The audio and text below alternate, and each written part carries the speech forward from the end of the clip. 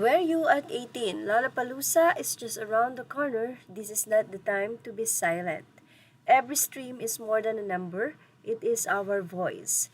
Every playlist, every share, and every play is another step in bringing the music to a bigger stage.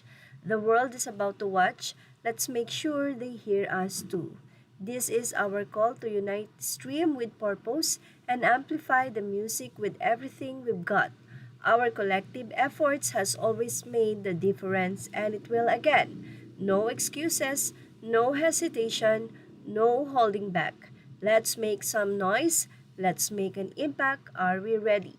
Yes, malapit na nga po at malapit na talaga ang pagtatanghal ng SB19 sa Lollapalooza na kung saan ay inaasahan na magbibigay ng another history para sa bansa.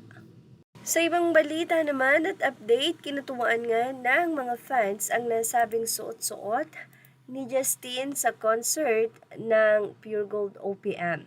Say nila, buwahaha, cute ng outfit ni Ja, para siyang yung loan shark sa K-drama tapos may mga alagad na naninigil ng utang. Say naman ng isa, si Ja lang nakapang 80s, parang sa City Hall nagwo-work pero nung 80s. Naku po, yung amo ko mukhang sasayaw sa Havana Nights. Lito Atienza sa mahal kong Maynila. Blouse ata ni Tita Gemma Char. Lang, love you Ja. Mago audition sa Ani Batumbakal musical. Sabi ko nga kanina yung fit ni Ja parang tito mong taga Miami. Parang nanghalungkat pa siya sa cabinet ni Tito Efraim. Say pa nga ng iba, yung outfit daw ni Ja ay mukhang galing ng abroad, galing ng Saudi, tapos mayroong gintong kwintas sa leeg. Karagdagang update muli sa Lollapalooza, ito po ay post ng Lollapalooza sa kanilang Facebook nitong July 13. At dito sinabi nila na tag yourself.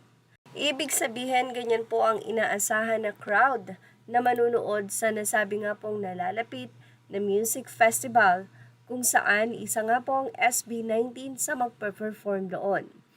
Well, yan po ay dati pa. Hindi pa nga po kasama dyan ang SB19 fans ang 18 na siguradong susugod at syempre ang kanila nga pong plan na magsusuot na nga po sila ng t-shirt na may nakalagay na SB1918 upang ma-recognize na sila nga po ay fan ng SB19 solid at talaga namang nakasuporta. Anyway, ano po ang masasay nyo about sa update natin na ito? Ilagay lamang ito sa ating comment section. Images or all credit to the rightful owners. Thank you for watching. Show us now.